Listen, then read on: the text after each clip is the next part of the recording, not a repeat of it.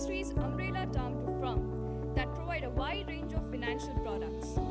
Finance without strategy is just numbers, and strategy without finance is just dreaming. So, let's listen to the discussion of emerging careers in the BFSI sector.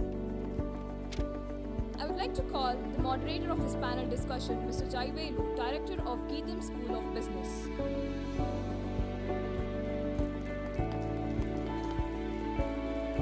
I would like to call the panel members, Professor Shailendra Dasari from GIII3V10 School of Business to represent academic fraternity. Professor GIII3V10 Sir to represent the placement office fraternity.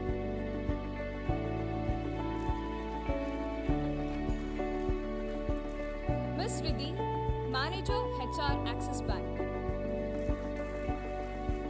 And Ms. Komala, Associate Vice President Federal Bank. Mr. Shivakumar, Vice President S Bank. Mr. Pradeep Kote, Senior Manager Talent Acquisition from Wiley Edge. Now, I hand over the session to the moderator, Professor GIII3V10 Sir.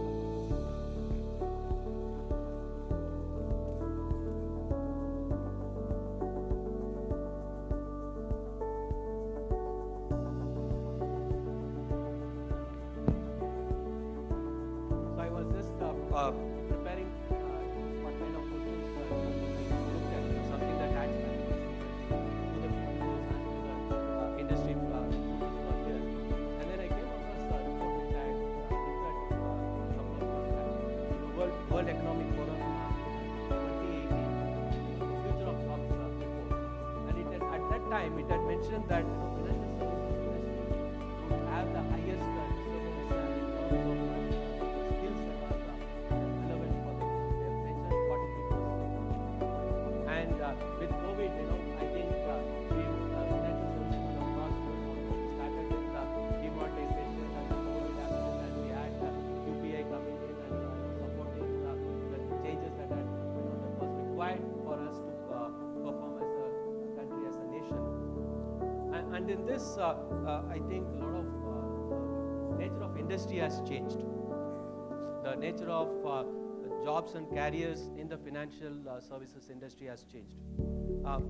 So let's start with, so this is for Riddhi. Riddhi comes with a wide range of experience in recruitment and handling resources across fresh to senior level, and not just in BFSI but in other industries as well. So Riddhi,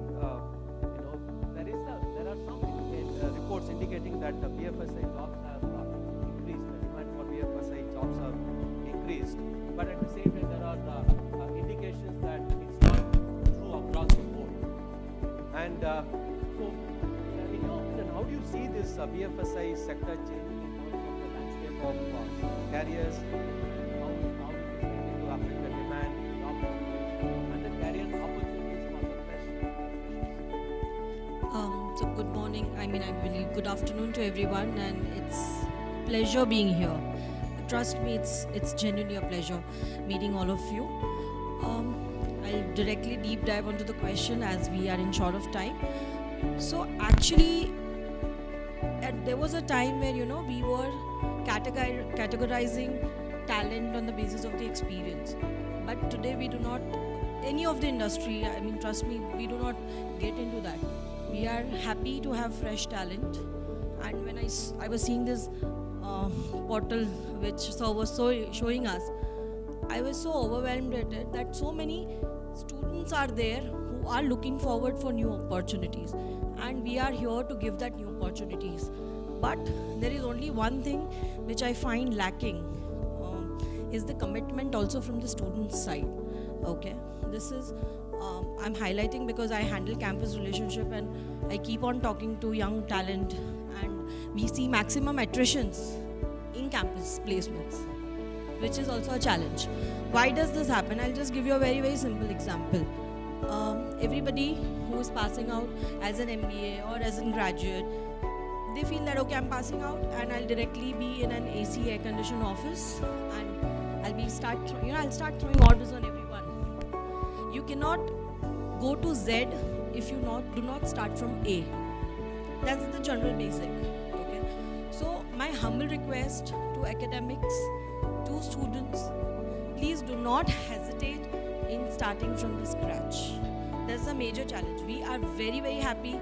Ideally, as of now, in the recruitment industry, at least for banking, if we look at, we are very happy to hire freshers. There are openings which we have freshers, when we hire almost 50% of freshers to our overall recruitment numbers. So for freshers, openings are there. But you should be open to learning. Second thing, most of the industries or most of the organizations have IJPs. They have different models where you can internally get into different job profile from where you started. For example, I started as a sales agent, and now I want to move into HR. It's very much possible today. But for that, you need to spend at least some relevant time into the profile which you are, and then decide that whether it is suiting you, not suiting you. But most of the students jump to the conclusion sometimes as early as in a week's time and just put down the papers. I have seen a trend where when we go through the CV, in 6 months a fresher have jumped to 5 jobs. So imagine that as an organization, how would they trust you? They would not trust you, because today maybe in a month's time or 15 days time you'll jump to something else. So consistency, stagnancy, and if you have got into something, give it a time. Give it a time to learn. Give it a time. That perseverance should be there, which I genuinely find lacking. Otherwise, jobs are there, and we are very open to hire freshers. Instead, I personally believe into train and drain model, because when you get a blank slate, you can train according to you, and then you can drain the benefits out of it. So yeah, that's my side. Thank you, Riddhi. I think the message is very clear for both the PTOs and the students. Be prepared to slog it out in the initial months and years to understand the business operations, and then check out what roles, what career paths you want, and go forward. And what next? I would like to. We have Formula. She is a hardcore banker, more than a decade, 1 years of experience in Federal Bank. So one of the concerns that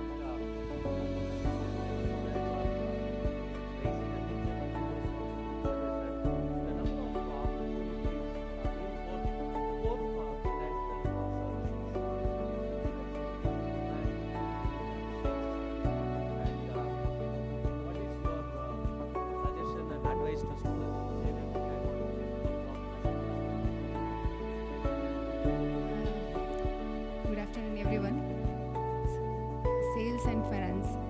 It's a mixture of both. Banking is now, it's a mixture of both. To become a successful salesman, you should have a finance knowledge. And as far as bank concerned, it is more important now sales. So hence our trust is on sales people. And getting a finance person is easier than getting a good salesperson. Having post-graduation in finance and being sales vertical for last 12 years, I understood at presently most of the core finance works are replaced with so many software and applications now. We just have to be well versed with how do we use those software. That can be done by even we have people who are from MSc, from Agri, and in civil engineers, and who are biotechnology students also. Now they are bankers.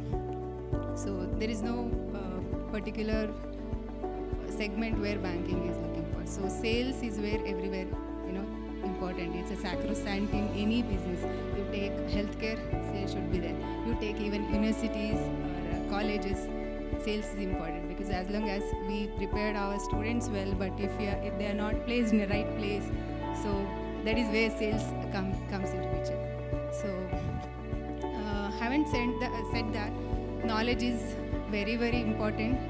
And how do you present your knowledge or say put it to sales, that is when your day one of your job will start. How you present well about your knowledge on the during the placement process where it takes place. So as far as my knowledge and bank concern, sales and finance is a two face of a coin. So it's very important being a salesperson. So Okay. Thank you. Just to add on to Ms. Komala, there are three things that almost all the consulting companies and international think tanks are saying as the future with respect to work and job. One is automation. Second is data and data science related and the ML/AI related applications in business. And third is people interaction, relationship oriented roles like general managers, operational managers, OD consultants, HR managers. And this is the throughout across consulting companies across the India. And even in BFS, I think those who are aspiring for core finance jobs, it's not just enough to know finance. I think you have to be a good people person. You also need to be good in data science and applications. And another research says that in the last 10 years or so, humans have the the percentage of tasks that humans do has reduced from around 76% to less than 50% in the corporate world. Then you can imagine what extent automation is happening. And thank you, Komala, for that. And next, we have Professor GR Nair, Dean Corporate Relations with extensive industry experience and academic experience. Sir, in your opinion, what are the expectations of students who are looking for jobs in BFSI, and your views on why applications are reducing in this sector? Thank you, sir. I belong to Kerala, and I fear I will start talking in Malayalam, and then you may have to have the translator here, as Dr. Buddha said. So I am not venturing into it. Coming to this subject, we find that students undergo a lot of training. They go through internships. They go through various other exercises before they get recruited for a job or a placement. Here, when they go into this sector, they find that more of JDs come from the sales for the sales jobs. So they are disheartened, and then they fail to go forward with. And some end up in getting into smaller companies and then finish off their placement turn. So that is a major challenge for these students. So that has to be rectified at a certain point.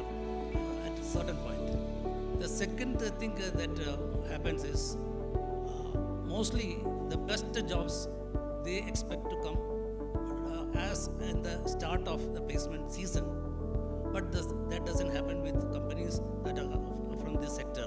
So they come late. By the time things are bad, and then they are disheartened again, and then they go back very much tired out, having gone through various processes. These are the things that I think the students have complexities on. Thank you for that. I think both the PTOs and the HR fraternity, we need to work together in planning out this placement sector in BFSI, so that the students who are really serious about the sector and have the opportunity to get in and not deal with pressurized to go for jobs other than this. Thank you. And next we have Kotesa, and he comes with a very rich experience in service industry, in information systems, and he kind of is the right person to kind of talk about what does the future hold for us here. So you have seen this services industry, and I know IT automation, cloud, and all this coming up and changing the way business is done. So what are the new roles, new jobs that are emerging which didn't exist before, and what competencies will be critical for these new roles, and how what can students do, what can PTOs and academic institutions do for this? Thank you, and Good afternoon. Namaskara ಎಲ್ರಿಗೂ. I hope I am not keeping you waiting from your lunch. Let me try and cover some of these topics very crisply. Three things, One, to be very, very realistic, I don't think the roles are changing much. But if you look at maybe what Komala said or what even Nidhi, two people from the banks who are actually working or involved in the banking system today are saying, the expectation for each of those roles have changed. You cannot expect somebody to, be a teller and remain in the teller role for about 10 years. You need the person to move on to a different role. I have never worked in a branch banking setup, but I worked in a branch operations setup and then into the recruitment and IT and other related areas. And today, my organization takes care of recruiting or providing a placement opportunity with some of the finest investment banking organizations. Now, moment we say BFSI, are we limiting it only to the management? Or are there tech roles? Because there are, with the increasing complexity within the banking sector, you also have software development, you also have analytics that's coming in, you also have the cyber security roles that are coming in. So there is a lot more scope for engineering students to play in this particular area.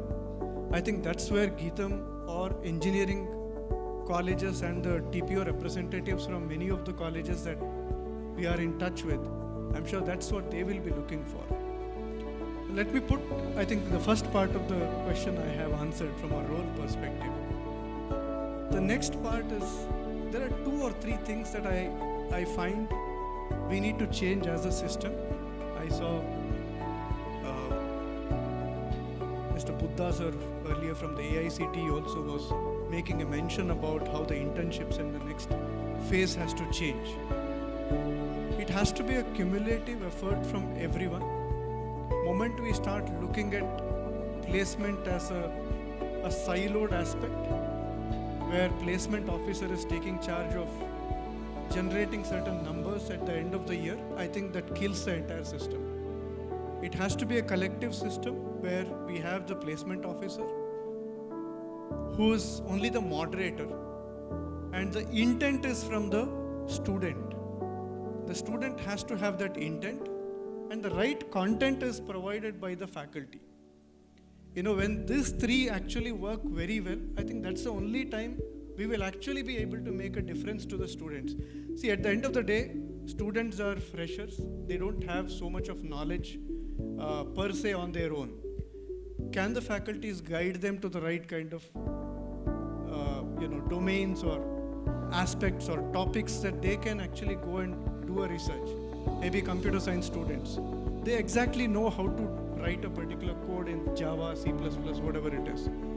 How is that going to help, say, if I'll take an example of a JP Morgan. How does this actually take a benefit when they start their careers with some organization like that, or maybe a Yes Bank or somewhere else? Because there are so many different modules where they will be able to play a role. That's one that I would say. The second, and then I will wrap it up, is I heard Mr. Krish also mention about investing a lot of amount on the labs, setting up of laboratories earlier today. Now we can prepare. I'm sure colleges have fabulous amount of management interference in the right areas.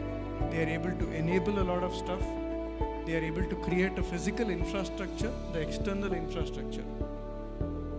Unless we have the right internal infrastructure, which is within ourselves.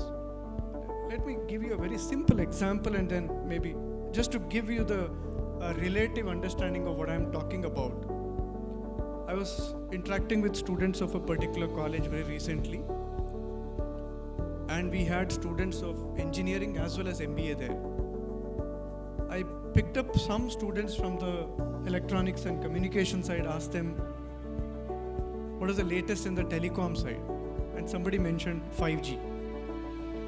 Next question, okay, I am not an engineer, but my next question was, what is the difference between 4G and 5G? Tell me, what is the difference? Now, if engineering student says it is only a faster download and upload, probably that's not what I am looking for. I expect a lot more from an engineering student. Similarly, from an MBA student, the expectation is, what is the influence of technology in banking today? I'm sure as a student of finance or a management, we will be expected to know a lot more on those things, and that is something maybe as students, if they are not aware, it's a effort of the faculty in guiding them to that and ensuring that the student is aware of these things. Only then the interview process becomes fruitful and they start sinking into the right kind of roles. I think what Nidhi was saying, the attrition and people leaving, maybe they're not sure, they don't have the right expectation in terms of what they are going to get out of that role. So these are things that I'm trying to relate to the point of roles and the changing nature of the roles within these banking and financial services sector. So that's it from my side. Thank you. Thank you, Pradeep. And I think the message is very clear. Academicians have to take charge in providing clarity about what's happening in the industry and what they can expect from the industry and the roles, and and place PTOs have to facilitate the process. And quickly,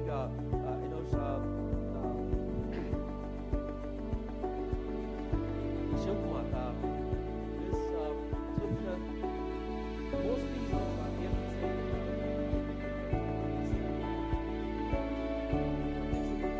demand sales, and then there is a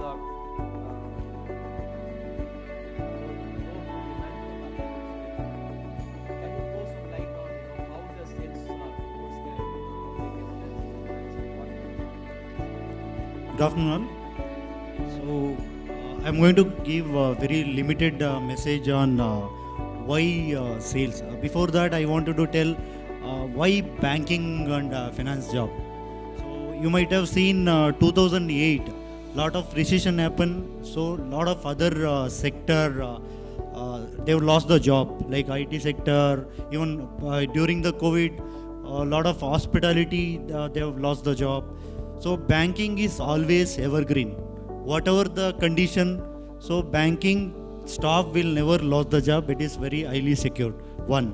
Second, why sales? Banking, we have a sales, we have a service, we have a operation. So sales, why sales? Because sales always it demands. It demands wherever you are probably any sector, we have to develop the skill which is required. Suppose if sales give you more salary, suppose if I join sales job, then I will be getting some 15 lakh salary. If I go to operation, I may get 8 lakh or 9 lakh. So if I go to back end, I may get 6 lakh package. So our age is very limited. Like nowadays, our age span is very limited. Like more than 50 years, you don't have energy. So now it is a energy, you have a energy, you can select the sales as your career so that you can earn fast, and whichever the sector, sales always you will get a more growth. Probably you may get 2-year experience, immediately 2 years you will get 30-40% salary hike. After 5 years your salary will be almost thrice. If you select operation as your career, you selected 6 lakh, after 5 years your package will be around 10 lakh. Because it is a commercial, every bank, every organization is a commercial, they will think. If they get revenue out of it, they will also give you a salary. If you sit back end, so they will not give you much salary. So better we adapt the situation. Sales always demand, always whichever the sector you go, you will definitely get job. So this is what my limited message, and I wanted to thank GIII3V10 Institute placement officer Rupa and all faculties. Rupa is very, she's creating a bridge from GIITM to the corporate. So I hope because the set the GIITM is having, I make sure that all the students will get 100% placement. So as I said, job is always will be there. This is my limited message to students. Okay, thank you. I think the message is very clear. You know, if you want to grow fast, if you want to make money fast, and if you have the energy to run around, and if you like influencing people, and sales is the way to go, and you don't have to be restricted to one sector. You can work in sales across sectors and so on. Now, finally, for Shailendra, how would you kind of put the industry expectations to academic response in a short from whatever you heard from the experts? Thanks, Professor J. Velu. Good afternoon, everyone. And already got a message to cut short, my presentation or whatever I'm going to talk. Anyway, I don't think I'm going to spend more than 2.5 to 3 minutes max. Please bear with me. Whatever the panelists said, that's being addressed actually, not only by GIII3V10, but all the universities. But at GIII3V10, we follow the classic, strategic planning model, wherein we try to identify the gaps. To cut short, the theory part, gaps means nothing but the inputs from people like you, the recruiters, and maybe experts, alumni, and so on. Last 1 or 2 years, we have undertaken an extensive restructuring exercise of the syllabi and curriculum of all the programs, not only in the School of Business, but university as a whole. So the idea is to bring in the technology. Without technology, whatever, whether it's the first panel or second panel or the third panel, everybody unanimously, have emphasized the importance of technology, and that's what actually we are trying to use as a cutting edge as far as GIII3V is concerned. So coming back to BFSI, I just want to give a number, particularly for the students. We have demand for 1.5 million knowledge workers in this sector. Yes. Obviously, all 1.5 million cannot be from management stream. It may be across streams, but it's a big demand, 15 lakhs. But then there is shortage, like pointed out by some of the panelists.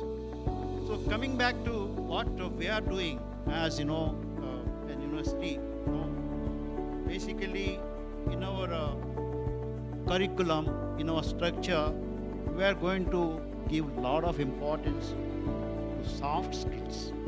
You may wonder, what is this? The discussion is on technology, BFSI, and here is someone talking about soft skills. Because that's what actually industry express. Whatever, articles we read and whatever feedback we got, students are good.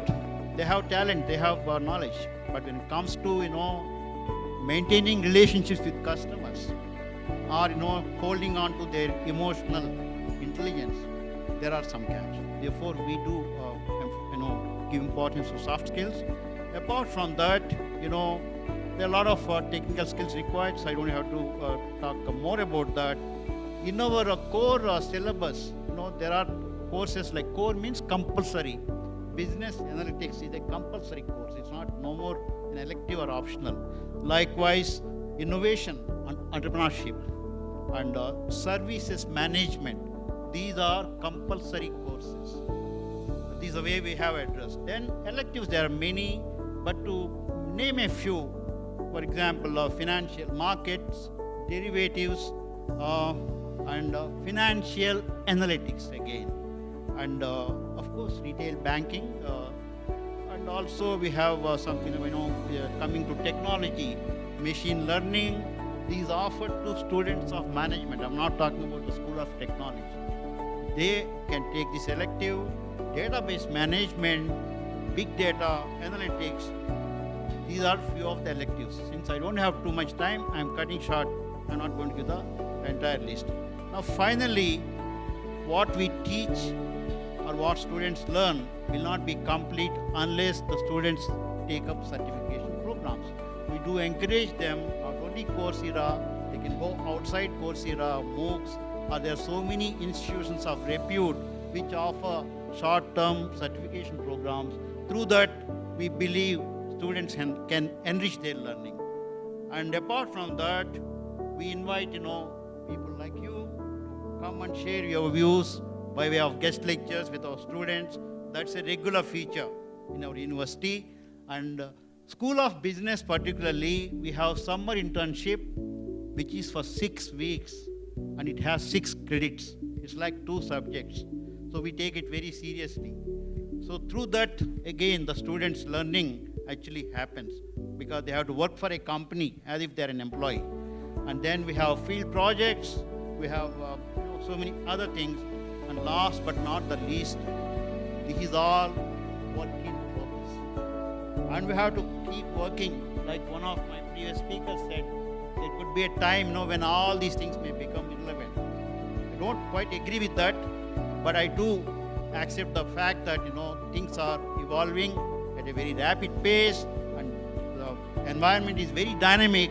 So unless we understand the environment and keep making adjustments, perhaps we all may become irrelevant. With that, I would like to conclude my.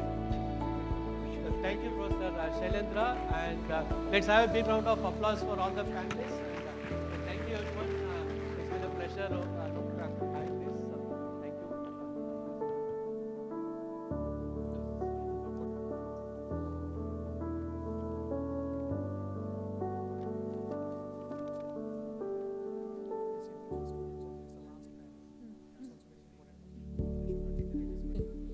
We understood how important the BFI sector and the opportunities available for the students.